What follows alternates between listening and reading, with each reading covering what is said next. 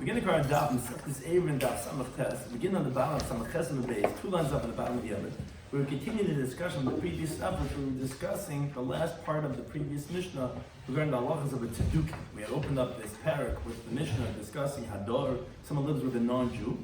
Now at the end of the Mishnah introduced that of a tzedukah, Sadducee, who again is a Yisrael. He just denies the oral law, and then we'll see if he has a status like a Nachi or not. Shis corresponds because of Necheskel or any time that Krishna was joining us for today's daf. Some of the things we're discussing today's daf is regarding a non-observant person, or this category we're describing as a tzedukah, gives up his rights in the mavoi. What halacha is that in relation to the rest of the mavoi? Then regarding a Yisrael mumer is someone that the Gemara describes as someone who publicly violates Shabbos, and then the Gemara is going to discuss in what context do we say that a Yisrael mumer is considered for his status, and that regarding that if he violates Shabbos, that gives him a certain status. Then the Gemara discusses regarding bittul reshus, so who exactly is eligible to do it, and regarding the ramifications of the halacha that we said if someone forgets to join the Eruv, then he's mevatel his rights in the reshus. And finally, the Gemara discusses regarding Rabbi Yehuda, his opinion of a tzedukah, because there seems to be contradictory inferences regarding what Rabbi Yehuda holds. Does he hold that a tzedukah is a non-Jew, or that it's like a Jew? So the key terms and concepts are what's called mumar l'chal Shabbos and devahes. If someone is a rebel in regards to he desecrates the Shabbos and he does it publicly, that's a different halacha than someone who is machal Shabbos b'tzina privately. And chashal davar echad chashal l'chal Torah kula. The opinion that if you're suspect regarding one area of halacha, we consider you suspect regarding the whole entire Torah, and therefore then you can have a certain status in halacha. So this our Gemara is a continuation from the previous daf, which we said nice b'tzeduki echad. There was a story with a certain tzedukah, Shayidar money b'mavah b'Yerushalayim. And Leil had this from the Mishnah that he lived with us in one mavah in Yerushalayim. And Shimon Leil accepted his bittul reshus and says, yes, you can go ahead and use it up until he brings out his stuff from his house. So there's a machlekes between Rabbi and Yehuda regarding how exactly Leil dealt with the bittul reshus of the tzedukah. So our Gemara begins on two lines up on the bottom of the Yomit. Amar Ma. So we quoted this brisa in the previous daf. Haitziu ma'ashat hamitzin. What did Leil tell them? That take out what you need to take out. V'chnisu ma'ashat machnisim, or bring into the mobile whatever you need to bring in. Until this abominable person who's a tzedukah, he's a kaifer, and he's going to make it forbidden for you to carry, so quickly carry out before he carries out. So it says the Gemara, remember, is that to say in who? That if the people of the domain, meaning the Jewish people, the Yisraelim, the people that are observant, that if they carry out their stuff, and then the tzedukah who he was mevatel reshus, if he subsequently carries that after they did, that Rabbi Leil is telling them, Loi Asar, he's not going to make it forbidden. Ezra is quickly chaparayim, go bring it out right when Shabbos starts, because although he's mevatel reshus, if he goes out before you and he puts it out, you guys are going to lose your rights. Quickly go out. So it sounds like, but once they took possession of the mavoi, to claim the bittul that he did, he can't go ahead and reclaim his rights that he has in the chutzner, and he didn't join the Eruv. So therefore, it sounds like that quickly do it, and then he won't make it asay. However, as you continue about Samach Testament Allah, what's not, we learn in the Mishnah that we're going to have an Amud Beis. Mishnah says, Mishnah Reshusah. Someone gave his rights, which is essentially the halacha of bittul. And then Bahaitzi, he carries out after he's mevatel reshus. Bein b'shoy can be amazed whether he did it by mistake, he didn't realize it. Every Shabbos he carries out stuff. Or be amazed whether he does it deliberately. Or he's just going to make it forbidden, did Reb Meir. So there's a contradiction in Reb Meir. Reb Meir himself was quoted. He's the opinion he's the Tanna Kama in our Mishnah. In the story of Rabbi Leil regarding the halacha of the tzedukah, he said that quickly take out, and then if you got it first, you got it first. So it sounds like he can't back out. The problem is, when the Mishnah Amud Beis says that Reb Meir is quoted as saying that he could, even after his mevatel reshus, if he subsequently carries out, he could take it back. So that seems to be a contradiction in the opinion of Reb Meir. So Rabbi Yisrael, the Gemara gives two answers. He says, you have to amend the Mishnah Amud Beis. Reb Meir is of the opinion that no, he does not make it forbidden. Because you're right, like we quoted him in the brisa in the previous daf, that was the story of Rabbi Leil. Once you guys got it, you got it. He can't go ahead and reclaim it. Abayami says no. He says you don't have to amend the words in the Mishnah. He says Lo Kash, it's not difficult because there are two different cases. Kan, the halacha, the brisa of the previous daf, was shechziku b'nei mother b'mother. where the people of the Mavi, the observant Jews, they went and they took possession of the Mavi before he did. So therefore he can't reclaim it because they already took possession of it. Kan in the Mishnah Amid Beis is Shaloi Yizigu b'nei Mavi b'Mavi. They never took possession of it. So even though he was mavatal his rights, but if no one took possession of it, he could go ahead and reclaim his rights, and therefore it's not a contradiction, depends on the case. If they took possession, that's what Ramul was actually telling them, take possession so that he won't be able to back out anymore. If they didn't, then he could go ahead and reclaim his rights. And the Gemara says, and this is what we learned in the Brisa. We learned this differentiation. The Brisa says, so there's two cases in the Brisa. The first half is not going to be relevant to what we're discussing, but it's actually the same types of wording. The second half is what we want, but that's like we do in Talmudic style, we bring in the whole Brisa. The Brisa says like this. It's going on the Yisrael that did not join the Eruv. So he didn't join the Eruv. So he's making the word, no one can carry now because he didn't join the Eruv. So he goes ahead and he's mavatal his rights. So it says the Brisa like this. If he never if even before he was ever mavatal his rishus, he was carrying out on Shabbos, whether by mistake or whether deliberately. Now again, if he wasn't mavatal his rishus yet, there was no Eruv over here, and he wasn't allowed to carry. So if this person carried in this chatzah, in this mavli, with chilul Shabbos essentially, so whether he did it by mistake, whether he did it deliberately, it doesn't make a difference. Still yachal levatel. He could still go ahead and nullify his rights, as Rashi is explaining, even though he's a mummer, even though he's a rebellious Jew regarding chilul Shabbos because he carries on Shabbos, he can still be mavatel his rights. He's still a Yisrael, even though he's machal Shabbos. That's the Rebbe. He says no. If the guy carried b'shogig by mistake, so yachal levatel, he can nullify his rights. But Mezer, if he did it deliberately, in the yachal levatel, he cannot nullify his rights. Because Rabbi Huda holds, a machal Shabbos cannot be mevatel his rights without renting it from him, because we consider him like a nachri. We have to rent the rights from him. So he cannot be mevatel because he's machal Shabbos. So again, it sounds like similar words as the case we're going to quote right now. It's actually a very different case. Here it's regarding if he's a machal Shabbos, are we allowed to rent the rights from him or not? Meaning, could he be mevatel his rights as Yisrael? Or do we say, no, he's like a nachri because he's a machal Shabbos, and therefore you have to rent the rights from him? But the primary case is this case. Misha Nasan Rishusay. The guy already gave his rights. He was mevatel his rights. And then after he gave his rights, again, so now actually you are allowed to carry over here, because there's an Eruv, because he was mevatel his rights. But then B'haitzi, he's not allowed to carry into the chatzah because you gave up your rights. But now he carries out into the chatzah. Oh, now we have machlekes again between Rambam and Yehuda. The first opinion says bein mishageh bein mezid, whether he does it by mistake, whether he does it deliberately. Eiser, he's going to make it forbidden because he's reclaiming his rights. And even if he does it by mistake, as we explained on the previous daf, contra shageh got the mezid.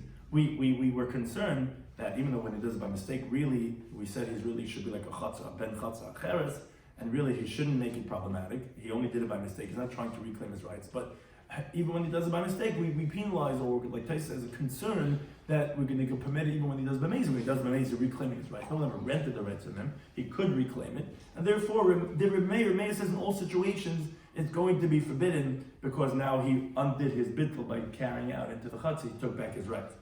Yehuda, he says no. B'mezid, I said, if he does deliberately, then he's going to make it forbidden because he's reclaiming his rights. But if he did it by mistake, he's not going to make it forbidden. But if you rent it, you could also make a mistake. No, rented, we already rented it from you. You can't reclaim it. If you make some mistake. No, it doesn't make it rented. We already have the money.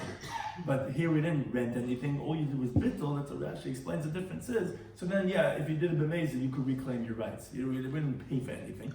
But rented, that's already too late. The guilt already shows whose it is. You can't reclaim it anything. Now, that says the Brisa b'medra. When did we say this? If the other members of the Mavi did not yet take possession of it, that's when we're saying that he could reclaim it. And this again, we're just trying to prove that the chiluk, the answer of Abaye that we said, that to answer the contradiction of Remeir between the Bryce of the previous daf and the Mishnah we're going to have on the base regarding if the guy could reclaim it or not, the Bryce is saying this chiluk right here. When did we say that the guy could reclaim it? Is b'shalei zikub b'nei Mavi b'Mavi, when the other members of the Mavi didn't yet take possession of it. But if the people of the Mavi took possession of it already in the Mavi, then now whether this guy who did the bittul carries out by mistake or deliberately, he's not going to make forbidden. Again, clearly the chilik that we said before.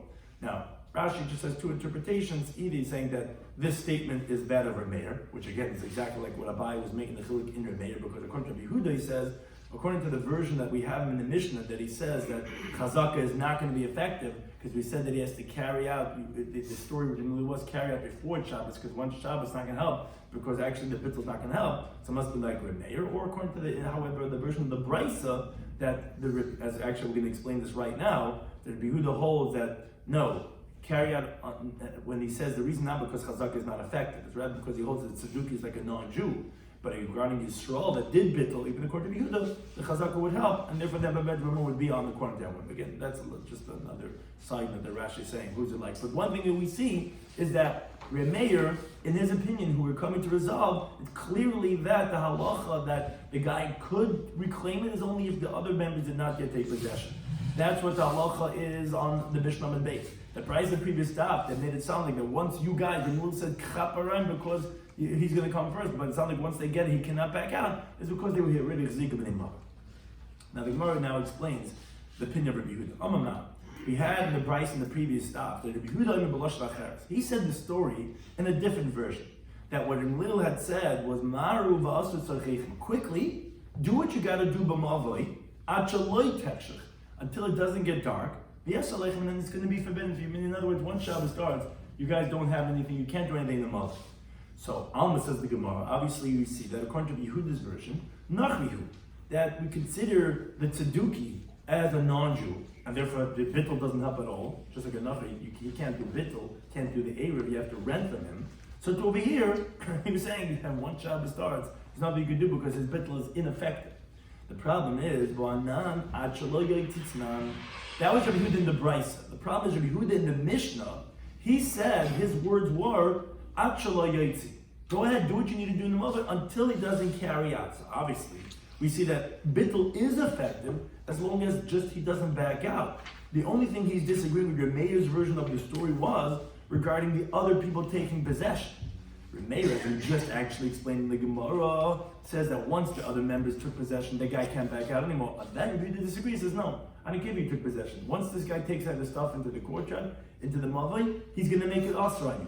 So Rabbi Yehuda said in the Mishnah, a different version of Remeir's version. Remeir said, yes, quickly do it, and then he's not going to make it forbidden. And Rabbi Yehuda says, no, his version was, do what you need to do until he doesn't take out, because once he takes out, you're going to be forbidden. So that contradicts Rabbi Yehuda in the Brisa. Yehuda in the Brisa said that it's not effective at all. He's like a nachri. You can't carry out once Shabbos starts. Problem in the Mishnah, it sounds like not true. It sounds like in the Mishnah he considers him like Yisrael. The only thing is that he disagrees with the halacha of chazaka, that even if the bnei mava are being mafsik and it's not going to help, once he carries out, let's say 12 o'clock at night, on Friday night, he decides he's carrying out, to go carry somewhere, then he's going to undo it. That's what he disagrees with Remeir's version. So that seems to contradict Rabbi Yehuda in the Brisa. So the Gemara says two approaches.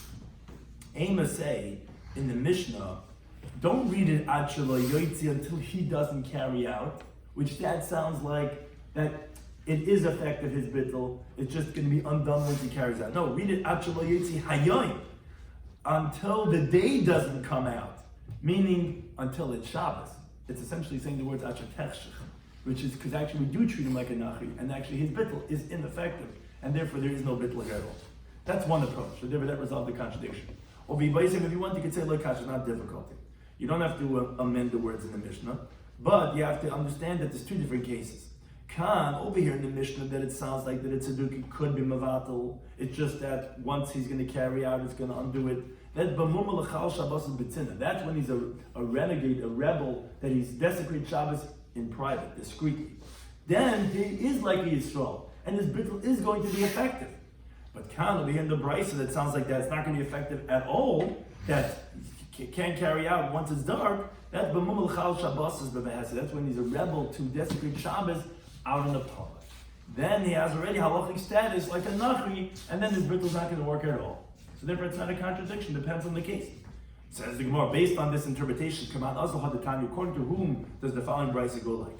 The brisa says, which we're going to have to amend the words of the brisa, but the words are mummer, someone's a rebel, or v'gilu plana, which literally means to say that he's a mechutzah. You didn't hear that word since elementary school, but he's an audacious person.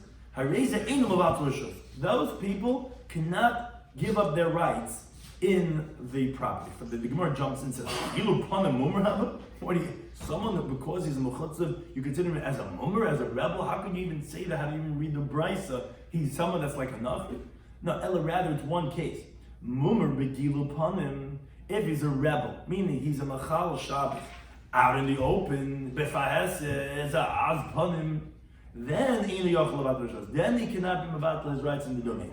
Oh, come on, who's that like? It's Rabbi Yehuda. Because according to Rabbi Meir, if someone's mumar l'chal Shabbos and befahes, he could be mevatel. It's only Rabbi Yehuda who we just said that difference to resolve the contradiction in the two opinions of Rabbi Yehuda that we said that he says when could the mumar be machal? When could he be mevatel his rights? As with machal Shabbos b'tzina. When could he not be mevatel his rights? When machal Shabbos b'va'asya, then he's like a nachi. That's the case of mumar when we say v'gilu panim. It's both together. He's a mumar v'gilu panim. That's when you can have mevatel his rights. And the Gemara actually brings a story related to this opinion of Rabbi Yehuda. There was a certain individual that nothing but chomarta de medusha.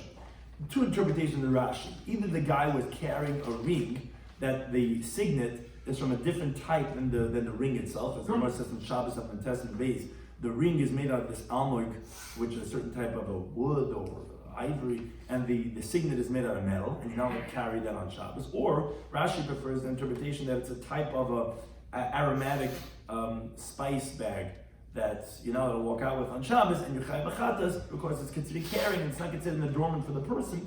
Beat that as I may, the guy was wearing something that you're not allowed to carry on Shabbos. Now, Kivin the Chaz Rabbi Yehuda Nasiya, once he saw Rabbi Yehuda Nasiya, Kasi, he covered it. He didn't want the Rav to see him carrying on Shabbos. Amar, so Rabbi Yehuda Nasiya said, Kegoyin Zeh, such a person that's desecrating Shabbos, B'tzina, discreetly, he's Mavat Rashos Rabbi Yehuda. He is that opinion of Rabbi Yehuda that he would be able to Mavat Rashos, because he's not doing it out in the open, he's not a mechutzav, he's embarrassed from the Rav, so that's at least somewhat of a level, so he could be Mavat Rashos. Now, related discussion, the Gemara says, Amar Buddha, it's going to relate back to this discussion. He says, Ezel Yisrael Mumar. What's considered a rebellious Jew that, at least we presume right now, what he means to say is that we consider him as a Mumar for all halachic purposes. So, says Rav Huna, Zer Machal Shabbos B'Vehesed. Someone who's Machal Shabbos, he desecrates the Shabbos out in the open, that's considered Yisrael Mumar. So not only Rav Nachman said to Rav Huna, wait a second, come on, who are you going like? Which his problem is a machlekes remain Rabbanan in Masechtas Becharos of Lama Mabeis, and he says according to either one of those opinions, I don't understand your categorization. Why? Ikra Meir, if you go on the Meir Dama that he says Chashul Davar Echad, if you're suspect regarding one area of halacha, Chashul Chal Torah Kula, you're suspect for the whole Torah. So then Nafila Be'echad Mekal Yisur Shabbat Torah Nami. Then why are you picking Shabbos? Any Isser in the Torah, if you suspect, if we see you just flagrantly disobeying that law, you should be considered a Yisrael Mumar. Why are you picking Shabbos? And the Ikra, if you go like the Rabbanon, Ha'amri, they say Chashul Davar Echad, if you suspect for one area of law, you have a Chashul Chal Torah Kula, you're not suspect for the whole Torah. However, as a continuum in base, there's only one area in Halacha that if you're considered rebellious regarding idolatry, then you're for sure suspect regarding every halacha, because as the Gemara says elsewhere, Avodah Zarah is so severe that whoever admits to that idolatry is like he's denying the entire Torah. As the pasuk says in V'chisishku v'leisasvus kol mitzvahs eliv, you're going to make an error and you're not going to do all the mitzvahs. That pasuk is referring to idolatry. As the Gemara says in Har Yitav Chesam. That's the one thing. So I don't understand your categorization of Shabbos. Who are you going by? According to Meir, it's not true. You're not. Meaning it should be anything, not just regarding Shabbos. For an abundance, not because only Avodah Zarah would make you. So what's this categorization?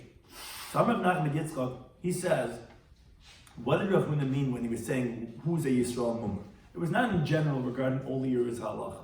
It was specifically litir rishus or levat rishus, regarding our sugya from Owen Alf, regarding who has the ability to give up his rights, what we call bittul, in the property. Because I'm like learning a brayso. Yisrael Mumar, a renegade Jew, hameshama Shabbat b'shuk. If in the street, out in the open, he keeps Shabbos. So although when he comes back home, he's doing all these types of chil Shabbos, Mavat Rishos, he could go ahead and give up his rights in the domain. We treat him as a Yisrael. But if this guy is driving his bike, he's not keeping Shabbos out in the open, he cannot give up his rights in the Mavoy, because we treat him like a Nachi. Why? Because they said Yisrael, a Yisrael who we consider as a full-fledged Jew, he could give his rights and he could take rights and give rights. But Nachi actually asks regarding a non-Jew. It's up until he goes ahead and rents his rights, and the Yisrael Mummer, who is Machal Shabbos B'Fahasia, that who is Rav Huna was qualifying regarding the laws of Bittul B'Shus, that's considered Yisrael Mummer, and that way he can't go ahead and be Machal his rights. Now, parenthetically, once we're quoting this brisa, the brisa says Ketzah. It's going on the case of Yisrael with Mavatal. How does Bittul work? So Imaloi, he says to the other person, or the other people, Rishusi Kunuyalach. My rights are acquired to you, or Rishusi Muvateluslach, or my rights are nullified to you. And Kana, then the other people acquire it. Ve'in tzarich lezakas. He doesn't have to actually go ahead and do what's called a kinyan sudra, do an actual acquisition, go to the Rav to sell your chametz. He makes you pick up his hat or whatever, this and that, and pick up the kerchief. Hey, you're marking it to me. You don't have to do that for bittul. Bittul is enough just to say my rights are given to you. So again, that was one approach to understand what Rav Nachman was asking Rav Huna. What's this hagdara? What's this qualification of Yisrael Mummer that you're saying is someone's machal shaz b'fahasia? For the laws of Yisrael Mummer, it wouldn't fit into Remeir or the Rabbanan, because either it's only avodah zarah or it's any avera. Why would you pick Shabbos? So he says, you're right, it's not regarding all halacha. It's regarding just specifically Bittul Rishus. That is like we see in the brisa, that's if someone's Machal Shabbos B'Fahasia. But Rav Ashi, he gives a second interpretation. There's no, truthfully, Rav Huna was telling us the law of Mummer in general, for all halachic purposes. And yes, he holds a Rabbanan that when you're a Mummer l'davar echad, you're not a Mummer l'chol tarakula. So then why, only regarding avodah zarah? So then why are you saying that Machal Shabbos B'Fahasia are you going to consider a Mummer for all halachic purposes? So that says the Gemara, because Haitanahu dechamiru la Shabbos k'avodah zarah. The version that Rav Huna was saying was like the Tana we're going to quote right now, who says that Chilul Shabbos is the equivalent of avodah zarah. So therefore, that's it says Machal Shabbos B'Fahasia. It's essentially like the case of avodah zarah. That's why you're going to be Mummer l'chol tarakula. Now, we're going to prove it from this following brisa, which again, in classic Talmudic style, it's going to be a brisa. We're going to have to discuss it and learn it. But again, the objective of bringing the brisa is just to show us that this Tana holds Shabbos is as severe as avodah zarah. Kidetana, learn the brisa. The brisa is a pasuk in the Yikra, and in the beginning of the Yikra, Parak Aleph pasuk Beis. The pasuk there in its entirety says, "Speak to the Jewish people and tell them a person that's going to sacrifice from you a korban to Hashem from the behem, from the animal, from the flock, from the cattle. You're going to sacrifice your korbanos." Now, the brisa takes apart the words of the pasuk. It says in the pasuk, "Adam ki yakrav mikem." A man will sacrifice from you. What do you mean from you? Says the brisa, "V'loy kulchem," but not all of you. Not everyone can bring a korban. Why? Prat lamumar. It's excluding a rebel. We do not accept his korban because mikem sounds like from you. The from is exclusionary, excluding some of you. Some of you are not going to be able to bring a korban. Now, but moreover, says the brisa, another diuk, another evidence. Mikem, from the fact that it says regarding the Jewish people, it doesn't say ki yakrav min ha'adam korban. It doesn't say when it will be brought from man a korban. It says dabel b'nei Yisrael v'amar tolem adam ki yakrav mikem. So it sounds like, says the brisa, b'chem chalakti. Only regarding the Jewish people did I make this differentiation to exclude a rebel, but v'loy b'umais, but not by the nations of the world. From the nations of the world, we accept korbanos from every person. And how do we know we accept korbanos from non-Jews? Because it says, it should have said in the pasuk ish. Why say ish? Come to include Nachrim, as the Gemara says, that they could give Nadar and Nadav is just like a Yisrael. So actually a rebellious non-Jew, we actually do accept his korban. The exclusion of Mikem, to exclude a Mummer, is only by the Yisraelim and not by the Umas Oil. Now, the brisa continues. The words in the pasuk after this are Mina Behema. So literally means say if a person brings a korban from the animals. But this is mamish like what you hear in elementary school. Lehevi b'nei adam ha'doim lebehema. It actually comes to include a person that's similar to an animal. A rasha, a wicked person that makes himself like an animal, who he doesn't recognize his creator. From such a person, you do accept a korban. That's what it says, min behema, you'll accept from a behema. Ve'abahaim.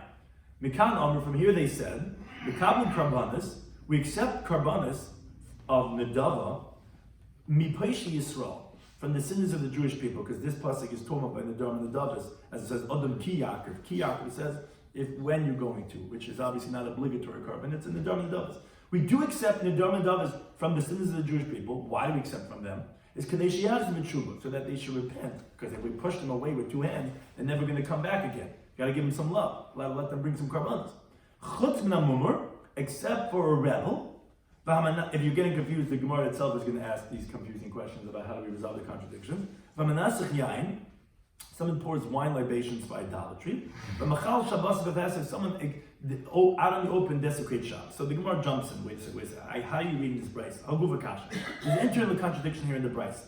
Amrit, you opened up by saying, it says in the pasuk, Adam ki yarkav mikem v'loy kulchem. Okay, there's not every Jew is bringing a carbon. From you, but not all of you. Lo haitzias hamumar, to exclude that a rebel cannot bring a carbon. But other tani, and what do you say right after that? You say, oh, Min HaBehema says, from the Bahema, not carbon, from Adusha. What's this? Mekabel carbon is replaced Yisrael. That you accept the carbon from the sins of the Jewish people. Those guys, you just were excluding a mumar. Yes, Zux man, you are Mekabel carbon from Peish Yisrael. Says the Mahalikash, it's not difficult. Why? Reisha, the halacha, the Reisha that was excluding was b'mumalacha terakula. What type of rebel are we talking about? He's a rebel for the whole Torah. He doesn't keep one of the Torah mitzvahs. He is someone that would not makabel a carbon from him.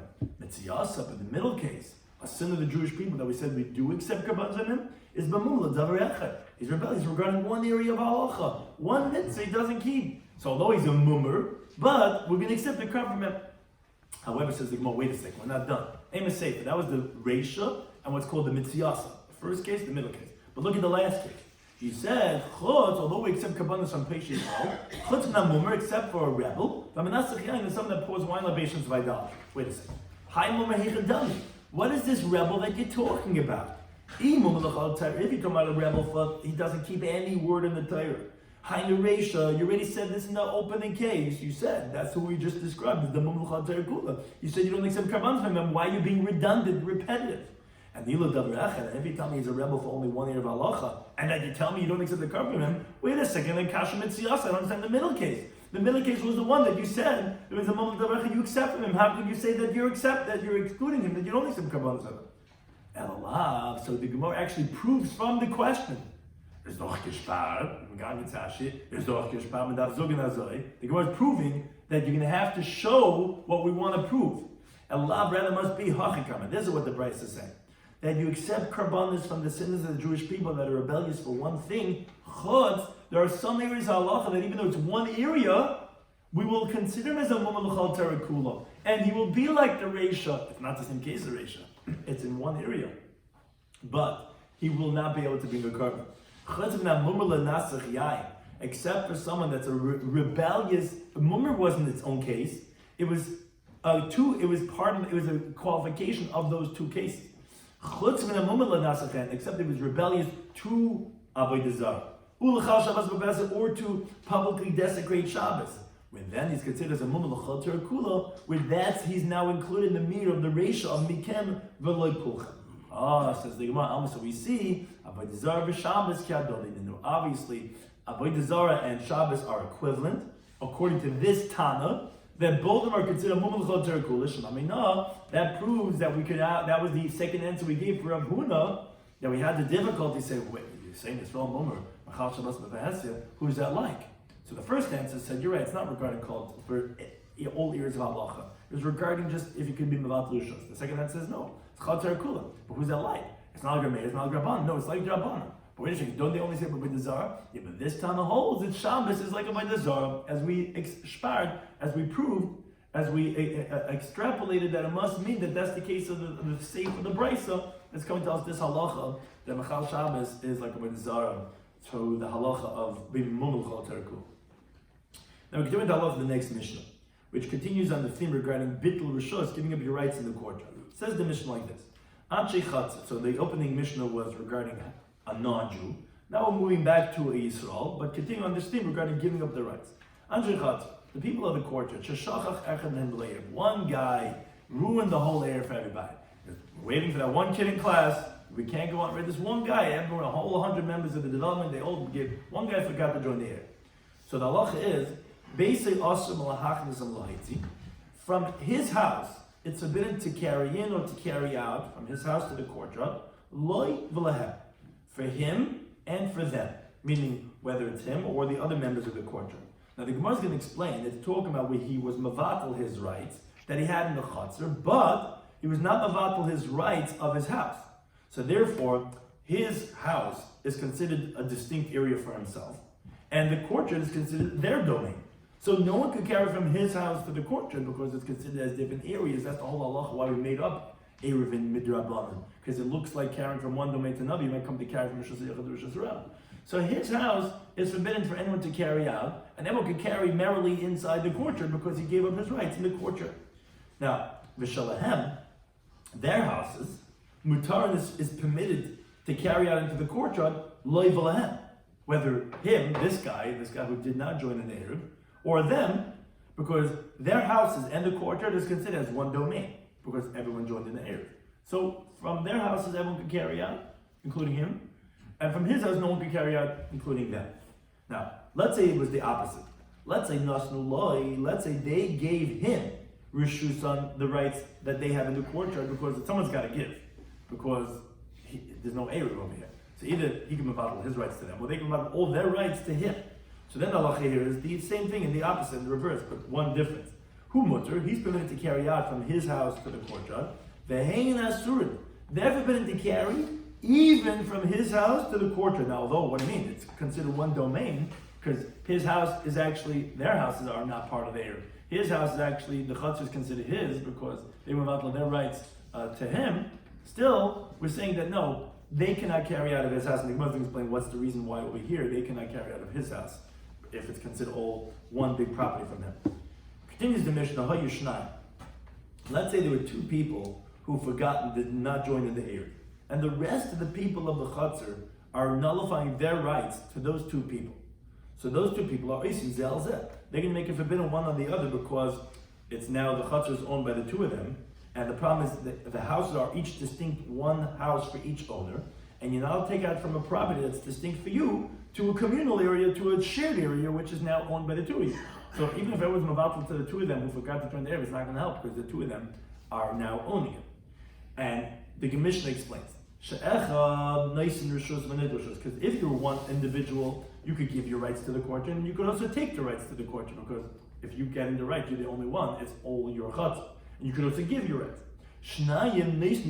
If you're two people, you could give your rights, but you cannot take rights, because if you're going to take the rights, the two of you guys also, now it's still a shared area, you can't carry out from your own distinct area to a shared area.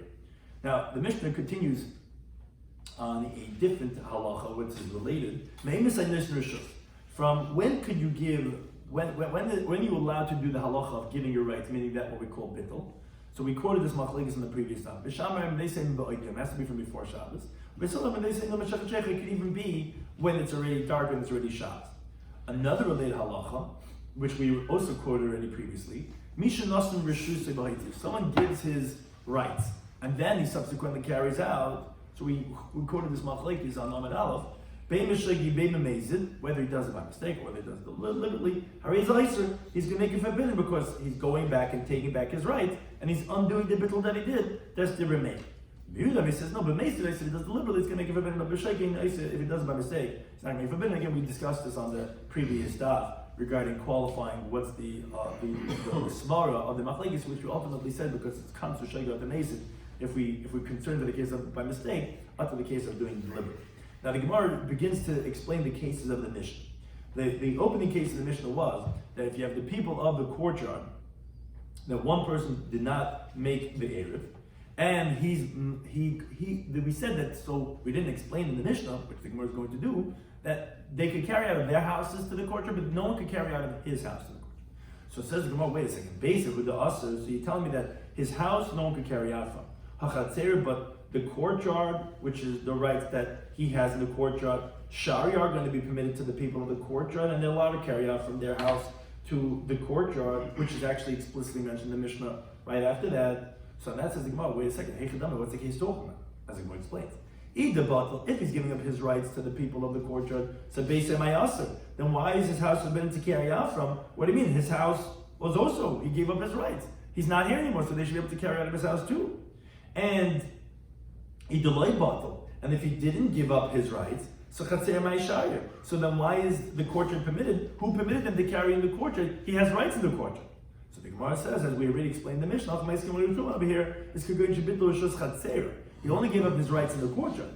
bittul rishus basically, he did not give up his rights in his own house. And what's the chiddush in that? Because Sav Rabbanan, the Rabbanan hold, who, meaning the Rabbanan that's the anonymous Tana of our Mishnah, we don't say Machlekes in our Mishnah, but it actually is one opinion. It's that of the Rabbanan that have a vatal rishus, let's say, like, if someone gives him his rights in the courtyard, rishus basically bittul, didn't give him the rights in his house.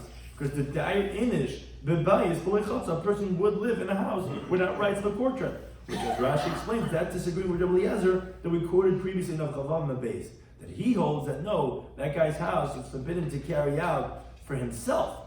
But for them, it's permitted because when someone gives up his rights in the courtyard, he also gives up his rights in his house. Because the person doesn't live in a house that he can't go ahead and use the courtyard. That's the Chiddush of the Rabbanan that no, that you're giving up your rights in the Chatzar, but not in your house.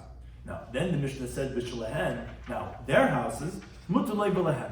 Not only are they allowed to carry their houses into the courtyard, he's also allowed to. The guy who was not Mavatal, the guy who was Mavatal his Rishos, who has no rights in the courtyard, says, wait a second, my time up. Why is he allowed to carry out from their house into the courtyard? If he's carrying the courtyard, he's taking back his rights, he's going to then be being Mavatal the Bittul, he's undoing his Bittul. Says Yomar, no. If he's carrying out of their house, you're right, from his house he can't carry out. If he's carrying out of their house, then the have a Erich L'Gabayim. He's actually like a guest by them.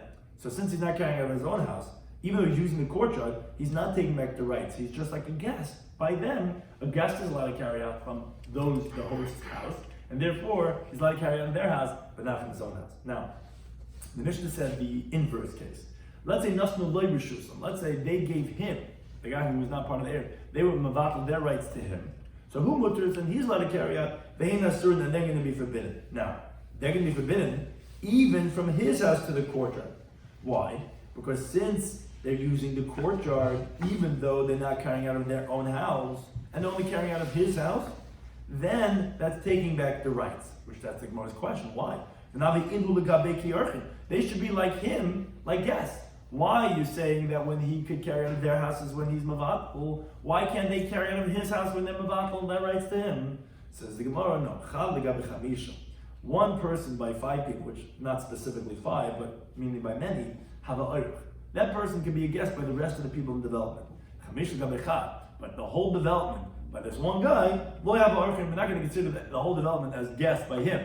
So if they're going to carry out of his house, it's going to be like they're taking back possession, and therefore that's why they can't carry out, even from his house, only he could carry out from his house. Now, so one thing the Gemara wants to infer from this teaching is that obviously you see the mevat al-chayz mevat. We discussed this in the previous daf. Could you nullify your rights, and then could someone nullify it back to you? Rashi explained what the Gemara's question is. It sounds like that the 2 cases were consecutive cases. The case of Nasnu Loy Rishusim, that when they give their rights to him, was a continuation from the Reisha.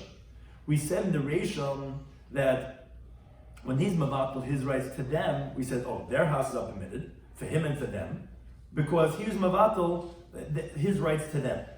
Then it sounds like that the Mishnah is continuing. Then they go back and they're mavatal their rights to him. Oh, then he's permitted and they're awesome. So it sounds like that you can be mavatal. Says the Gemara, no. This is what the Mishnah is saying. A different case. If they had given their rights initially, not like a continuation of the previous case, then then he's forbidden, they can be forbidden, but it's 2 different cases, and there was no raya of the halacha of mavat l'chez mavat. Now the Mishnah had said, if there were 2 people who forgot and did not join the air with the rest of the people, and then the rest of the people of the Chatzar nullified their rights to those 2 people, so we said, so now those 2 remaining people, now they're making forbidden one or the other. They still can't carry in the Chatzar. So the Gemara says, Pshita, obviously. Even if these 2 people were the only 2 people originally over here, they would make it forbidden. So what's the chiddush now when everyone else was mavatul to them and now they're going to make it forbidden? So it says the Gemara, no, we need it in the case, the hadachad minayu, when one of these 2 remaining people went and he was ubatul lechavre, he goes and now he's mavatul to the remaining guy, his rights in the courtyard, and the rights of the rest of the people of the neighborhood, who is mavatul to the 2 of them, he goes and mavatul that to the remaining guy. So now the Tema Lishuro, you say it's going to be permitted because this is like a case of when you have 5 people in the courtyard who did not make an error, where then all the members can mavatal their rights to one of them, and now it's permitted to carry over here. So here too, although there was 2 people, but now there's only 1. Because from the 2 remaining people, that guy was mavatal his rights and the rights that he got from everyone else to that 1 remaining guy. So that should be good. Kamash Malan, that's the chiddush of the Mishnah that no, it's not comparable. Over there, when you have a regular case of 5 people, where each and every person was nullifying his rights, you could do it and nullify your rights to one person. But over here, since the rest of the members of the courtyard, they didn't go ahead and nullify their rights to this one guy, they nullified it to the 2 of them. That's the chiddush, that even if now subsequently one of those 2 guys goes and he's mevatel to the other guy, he could only give up his rights, but the rights of the rest of the courtyard members who gave to him, he cannot nullify. Why not? Why can't he give up those rights that he got from them?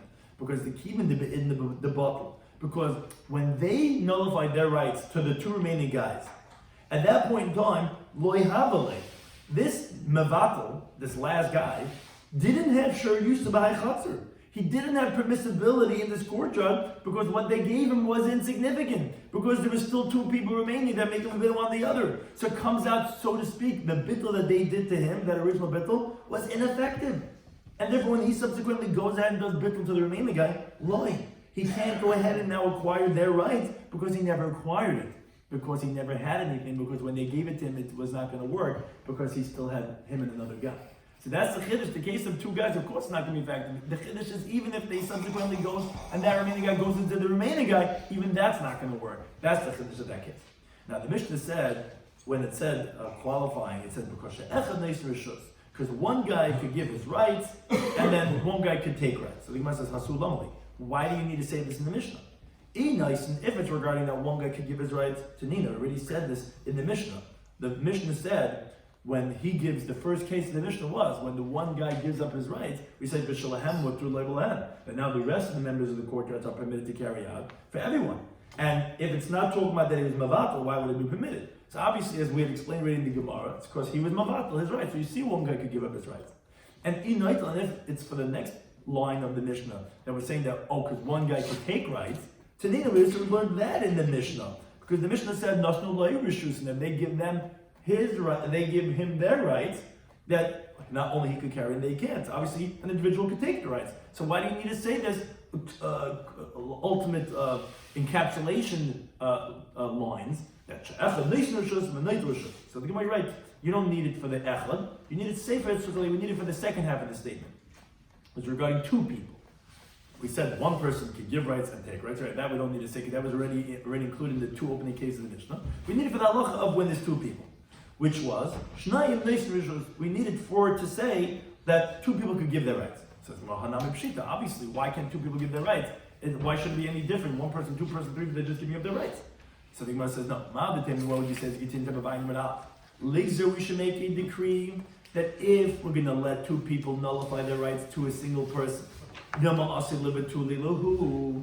maybe we're going to come to do the opposite, the reverse. Then maybe that individual is going to come to nullify his rights to those 2 people, which is not effective. Because when there's 2 people, each one's still making a better than the other one. That's the chiddush that Shnayim Neis Rishus, that 2 people could give rights. We said 2 people can't take rights. That we know obviously because they're making one better than the other. We said the necessity of this statement was that 2 people could give the rights, and we're not concerned that if we're going to let them give, that they might do the opposite, that the one's going to give for them, which is ineffective, and therefore that's the chiddush of that line of the Mishnah. Something I did discuss in today's Daf, in Eruvin Daf Samach Tes, was a contradiction 2 times in the Bryce of the previous Daf regarding Remeir and Eruvin. Regarding Remeir was that the Bryce has said that if the people of the Mavai are going to take possession before the Tzduki, so he's not going to be able to back out. The problem is, our Mishnah made it sound like that, meaning the Mishnah on the base, that he's going to make it forbidden. The Remeir said, maybe Shogi, maybe Mezid, if he's going to be mafsik, he's going to make it us, so that seems to be a contradiction. So the Gemara had 2 answers. Either our Mishnah is talking about when he was not, the people of the Mavai did not take possession, so if they didn't take possession, then he could back out. The Bryce that was talking about that he can't back out was when the people, they said quickly, Chaparayim, Gamliel told his sons, take possession so that he's not going to be able to back out. So that's one answer. Or the Gemara's actually, which was the Gemara's first answer, that you have to make the gears in the Mishnah that you're right. It wasn't that he said Oyser, he said Ein Oyser. He says that you're right, you can't back out. And that's exactly like it is in the Bryce that he says that he's not going to be able to back out. Now, parenthetically, the Gemara introduced the Bryce and was trying to prove this differentiation between if the people in the Mavai took possession or not. We brought a machlekes regarding, it was the same wording, but it was a very different halacha, regarding if someone carries out which is essentially a mummer l'chal Shabbos, because he's carrying on Shabbos. If he does it b'mezid, that we had a machlekes if he can be mevatel or not. We said if he carries by mistake, he can mevatel his rishus. But it's amazing. We had a machlekes regarding if a mummer l'chal Shabbos is b'frahesya, if that's going to be considered someone that is like a nachri that he cannot mevatel his rights, or is like a yisrael. Then we also had that machlekes that we mentioned regarding the explanation of Rameir, which was if someone after he was mevatel, he goes and he carries out after his bittul. Now we have a machlekes regarding if he does it by mistake, it's going to make it forbidden, as we explained in the previous stuff regarding if it comes to shegel the mason. But that the Brisa says, when did we say this? This was only when the people of the Mabba did not take possession. That's when we had this discussion regarding that we said that then he could go ahead and back out. But if they took possession, that was the answer we gave. He says no, they cannot back out. But then we had a contradiction in Rabbi Yehuda. Because in the Brisa, Rabbi Yehuda had a different version of the Surah Galil, which is also a contradiction for how Rabbi Yehuda is quoted in our Mishnah. Rabbi Yehuda in our Mishnah makes it sound like that you could do bittul, a tzeduki. It's just that he could back out even after the people of the Moab took possession. The problem is, in the Brisa he sounded like that no, do what you got to do before it gets dark, because once it gets dark you can't do anything. Sounds like they would treat him like a nachri, that he can't do bittul at all. So the Gemara had two answers for that too. No. When he says Achelo Yetzi, it doesn't mean until he carries out. It means Achelo Yetzi Hayoim, until the day doesn't come out. That's what he meant in the Mishnah, which is exactly like the Brisa, which is when it gets dark, because he's like a Nachri, he can't do both. Or the Mishnah that sounds like that Tzeduki could be Mavatal, because we said Achelo Yetzi until he carries out, but until he carries out, the bittul is going to work. That's by Mum L'chal Shabbos is B'tzina. But the halacha of the Brisa, that Rabbi Yehuda made it sound like he cannot do bittul at all, is when the moment l'chal Shabbos is bifra hesya, because Rabbi Yehuda holds only when you do it out in the open, which was how we explained the brisa of a mechutzef, of a begil upon him, was a qualification of the mummer. That type of mummer is someone that cannot be mavatal. Now the Gemara continued that with Rav Huna's teaching that what's considered a Yisrael mummer, which we presume is for all halachas, is machal Shabbos bifra hesya. Problem is the Gemara says it's not like either one of the Tanam that we have Masechet B'chayos. According to Meir, well, it's not specifically Shabbos. Why are you saying it's specifically by Shabbos? According to Rabbanan, it's Chashuv Davar Echad is not Chashuv Chal Terah Kula until you mum for Avodah Zarah. So why are you saying mum l'chal Shabbos would make you mum? So the Gemara had two approaches. You're right. To be a mummer would be however Meir and Rabbanan understand. Here where he's saying that mum l'chal Shabbos b'v'es is specifically regarding the laws of Shabbos, regarding the laws of Bittul. That is mum l'chal Shabbos b'v'es. Or no. It is regarding Kol Terah Kula. So isn't that only by the Zara according to Rabbanan? No, we're going like the Tam. The whole Shabbos is a stringent by the Zara, like we explained the Brisa regarding Karbanas, that we don't accept from a mummer for Kol Terah Kula. That's from Mikem with Lamayit, not Kulchem, which is someone that's mummer Kol Terah Kula. That was the Reish of the Brisa. The Mitziyasa said that you do accept from a mummer L'Davar Echad. But the Sefer said that if he's a mummer l'chal Shabbos, ula nasachyan, which Avodah Zarah, then you're like a mummer l'chal Terah Kula. That's like that Tana that we see that holds the Shabbos is as severe as Avodah Zarah. Then we continue with the next mission that said if one of the members of the Chatzar forgot to join the Eruv, so he said if he gives up his rights, which the Gemara ultimately explained, he's only giving up the rights in his Chatzar. And the reason is because a person would live in a house without a Chatzar, but he's not giving up the rights in his house. So then his house is forbidden for him and for them, and their house is permitted for him and for them. Now, why is their house permitted for him? Because he's like a guest in their house. Now, but then we said, let's say they give up their rights to him. So then he's permitted and they're forbidden. Well, why are they forbidden? Why shouldn't they be the guests by him? Is because 5 people by 1 are not guests. 1 by 5 could be guests, but 5 by 1 is not. And the Gemara ultimately said it's not specifically a hemshech of the Reisha, where then it would sound like Mavat Mechaz Mavat. It's not that case because it was actually 2 different cases. Then we said, let's say there's 2 people that did not join the Eruv that were Mavat to them. So he's saying that then they can make it forbidden one or the other. So what's the Chiddush? Of course they can make it forbidden one or the other. Even if they were original 2, it would make it forbidden because it's a joined area.